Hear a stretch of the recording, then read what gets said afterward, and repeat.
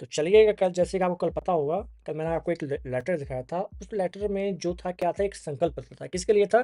तो रोजगार के लेकर था, ठीक है। अब उस संकल्प पत्र में बताया गया है कि हम इस प्रकार की भर्तियां करेंगे, जो भर्ती हम कौन सी रद्द करनी है, कौन सी रद्द नहीं करनी है, और कौन सा चेंज हो सकता है, कौन सा चेंज हो सकता है, तमाम चीजें हम लोग चर्चा करने वाले। क्लियर है? उसमें बढ़िया बकायदा संक्षेप में, मतलब कह सकते हैं अच्छे तरीके से बताया गया है किस प्रकार कौन सी भर्ती होगी, किस प्रकार कौन सी भर्ती नहीं होगी, क्या क्या बोला गया संकल्प पत्र में, क्या नहीं बोला गया। इन तमाम चीजों को हम लोग चर्चा करने वाले हैं। क्लियर है? चलेगा तो स्टार्ट करते हैं अपना सेशन। जरा तो देखिए थोड़ा, यहाँ पर लिखा हुआ है कि अगले साल प्रदेश के सरकारी विभागों खाली पदों को भरने का टारगेट रखा गया है। कर्मचारी आयोग और पीएससी से होगी भर्ती। क्लियर है ना? सरकार ने विभागों से 4 फॉर्मूलों पर मांगी रिक्त पदों की जानकारी, भरे जाएंगे 1 लाख से ज्यादा पद। क्लियर। और अगले जो न्यूज देखते हैं तो बताया गया है कि ऐसे होगी रिक्त पदों की भर्ती, लगभग क्लास 2 के, क्लास 3 के, क्लास 4 के पद कुछ इस प्रकार भरे जाएंगे। क्लियर। और अगर देखते हैं अगला देखते हैं तो ये रहा कुछ आपका, प्रदेश में 5 साल में होगी 2.5 लाख भर्तियां, हर साल जारी होगा परीक्षा कैलेंडर।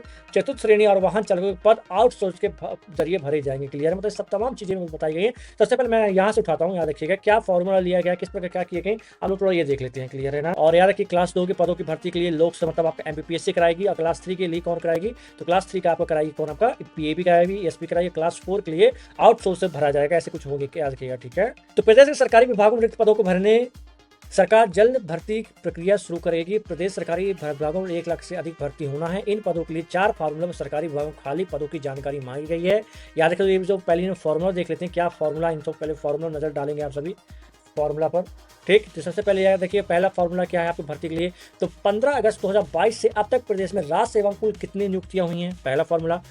पदवार और संवर्गवार भरे गए पदों की जानकारी मांगी गई है। और दिव्यांगजन के लिए चिन्हित पदों में कितने पद भरे गए हैं। शासकीय अर्धशासकीय निगम मंडल बोर्ड अन्य कार्यालय एवं संस्थाओं में कितनी नियुक्तियां हुई हैं। दूसरा क्या मांगा गया, 1 अप्रैल 2024 तक स्थिति में रिक्त पदों की जानकारी मांगी गई है। और बैकलॉग में SC ST क्या आपका SC ST OBC के कितने पद हैं।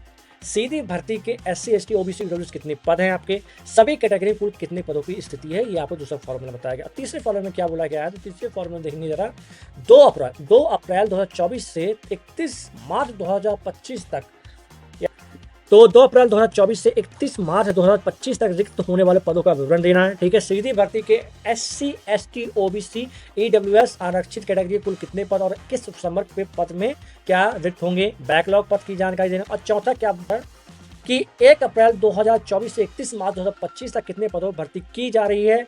सीधी भर्ती में SC ST OBC EWS और अनारक्षित कैटेगरी कितने पद भरे जाने हैं। बैकलॉग में SC ST OBC कितने पदों की भर्ती की जाएगी। 31 मार्च 2025 तक कुल कितने पदों पर भर्ती हो जाएगी। ये सब चीजें मांगी गई हैं। क्लियर है ना? सभी विभागों को समान प्रशासन विभाग के पोर्टल पर रिक्त पदों की जानकारी अपलोड करना होगी।